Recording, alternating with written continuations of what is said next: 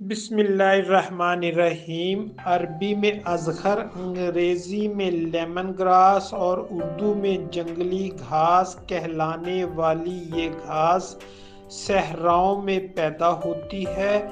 اسے کوئی انسان نہیں بلکہ مکمل طور پر اللہ کی قدرت پالتی پوستی ہے۔ یہ کوئی عام لیمن گراس نہیں بلکہ خاص قسم ہے جو اپنی مرغوب خوشبو اور ہلکے سے ترش ذائقہ کی وجہ سے مشہور ہے، اور اس کی تجارت اور خرید و فروخت مسجد قباء اور جبل احد پر عام ہے۔ صحیح مسلم کے مطابق آپ نے مکہ میں اس کے پودوں کے بارے میں ارشاد فرمایا، اس پودے کو مت کاٹو۔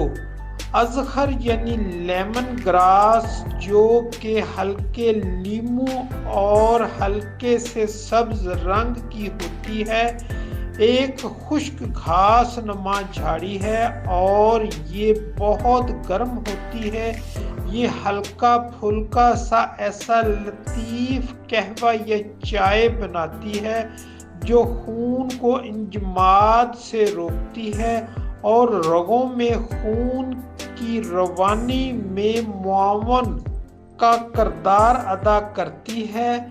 یہ پیشاب اور ماہواری خون کے بہاؤ میں مددگار ثابت ہوتی ہے، جگر اور گردے کی پتھریوں اور معدہ کی گلٹیوں کو ختم کرتی ہے۔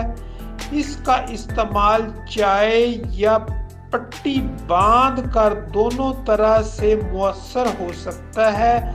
ازخر کا تنا دانتوں اور مسوڑھوں کو مضبوط کرنے کے ساتھ ساتھ معدے کو اسہال اور الٹیوں سے نجات بھی دیتا ہے اور معدہ کی حالت کو متوازن کرتا ہے۔ لیمن گراس مشرقی ہندوستان، مالابار اور کوچین میں بھی ملتی ہے۔